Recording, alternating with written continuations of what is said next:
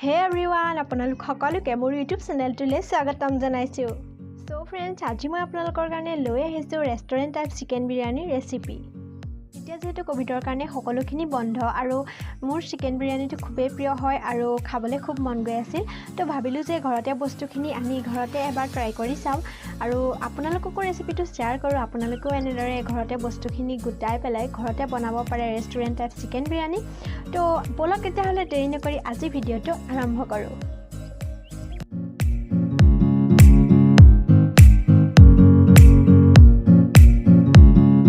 Chicken biryani বনাবলৈ first ষ্টেপত আমাক লাগিব অলপ মাংস।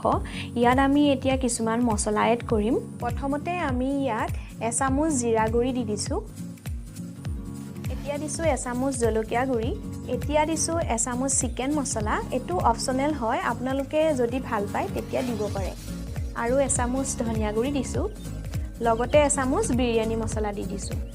গোন্ধটো ধুনীয়া হ'বৰ কাৰণে ইয়াত অকণমান খুন্দি লোৱা ইলাচি গুড়ি দিছোঁ আৰু লগতে অকণমান জালুকৰ গুড়ি দি দিছোঁ আৰু অকণমান আদা নহৰু পেষ্ট দি দিছোঁ।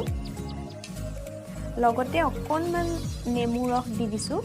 এতিয়া আমি ইয়াত অলপ দৈ দি দিম যাতে মাংসখিনি কোমল আৰু বহুত ধুনীয়া টেষ্টি হয়। মাংসৰ পৰিমাণ অনুযায়ী ইয়াত আমি এতিয়া নিমখ এড কৰিছোঁ। এইখিনি এতিয়া ভালদৰে মিহলি কৰি প্ৰায় আধা ঘণ্টামান ৰাখি থ'ব লাগিব।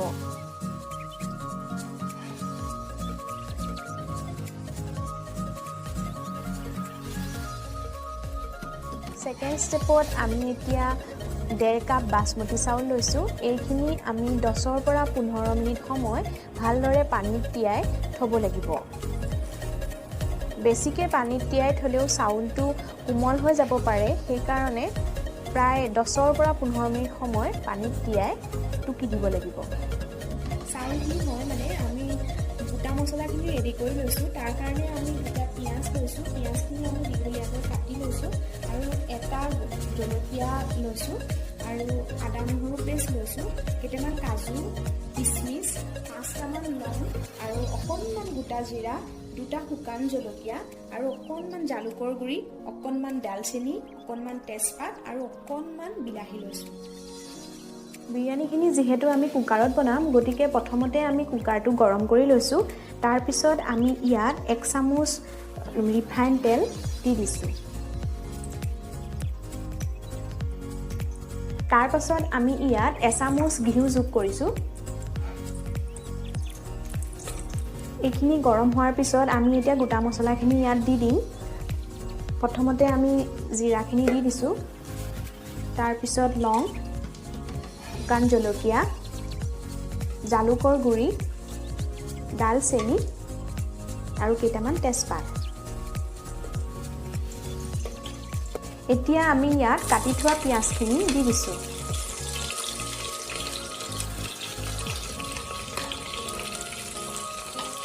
আৰু ইয়াক ৰঙচুৱা হোৱালৈকে ভাজি থাকিব লাগিব। পিঁয়াজখিনি ৰঙচুৱা হ'ব ধৰিছে, গতিকে আমি ইয়াত অকণমান আদা নহৰু পেষ্ট দি দিম। লগতে অকণমান বিলাহী দি দিম আৰু ইয়াক ভালদৰে ভাজি থাকিম। মছলাখিনি আমাৰ প্ৰায় ভজা হৈ গৈছে, গতিকে আমি ইয়াত মেৰিনেট কৰি থোৱা মাংসখিনি ইয়াত দি দিম। মাংসখিনি 5 মিনিটমান ভজাৰ পিছত প্ৰায় আমাৰ হৈয়ে গৈছে। ইয়াৰ পৰা বহুত পৰিমাণৰ পানী ওলাইছে, কাৰণ আমি ইয়াত নেমু আৰু দৈ ব্যৱহাৰ কৰিছিলোঁ।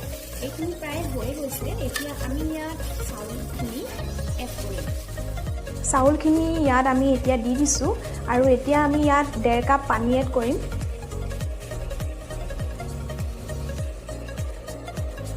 চাউলত পানী দিয়াৰ পিছত আমি কেইটামান ডিম সিজাই ইয়াত দি দিছোঁ। এইটো অপশ্যনেল হয়, আপোনালোকে যদি নিদিওঁ বুলি ভাবে নিদিবও পাৰে, কিন্তু আমি দেখিবলৈ ধুনীয়া হয় আৰু খোৱাও ভাল হ'ব কাৰণে ইয়াত দি দিছোঁ। লগতে কেইটামান কাজু দি দিছোঁ আৰু কেইটামান কিচমিচ আৰু লগতে আমি সোৱাদ অনুসৰি ইয়াত অকণমান নিমখ দি দিছোঁ আৰু ঢাকনিখন বন্ধ কৰি আমি ইয়াক এটা চিটি দি দিম। কুকাৰটোৱে এটা চিটি মৰাৰ পিছত আমি অলপ সময় ঠাণ্ডা হ'বলৈ ৰাখি দিলোঁ আৰু তাৰপিছত আমি ঢাকনিখন খুলি দিলোঁ। খুলি দিয়াৰ পিছত এয়া চাওক, আমাৰ আজিৰ বিৰিয়ানী ৰেডি হৈ গ'ল। আৰু আমি এতিয়া এইখিনি পাত্ৰ এটালৈ কাঢ়ি ল'ম। গতিকে ফ্ৰেণ্ডছ, আজিৰ চিকেন বিৰিয়ানীৰ ফাইনেল লুক হ'ল এইটো। চাওকচোন কিমান ধুনীয়া হৈছে। ঘৰতে এনেদৰে বনালে দেখিবলৈ ধুনীয়া হোৱাৰ লগতে খাবলৈও বহুত ধুনীয়া হয়। গতিকে আপোনালোকেও ট্ৰাই কৰি চাব পাৰে ৰেষ্টুৰেণ্ট টাইপ চিকেন বিৰিয়ানী ঘৰতে। গতিকে আপোনালোকৰ যদি ভাল লাগিল তেতিয়াহ'লে সকলোৱে এবাৰ ঘৰত ট্ৰাই কৰি চাবচোন আৰু কমেণ্টত লিখিবলৈ নাপাহৰিব কেনেকুৱা লাগিল। গতিকে আজিলৈ আহোঁ, বাই বাই।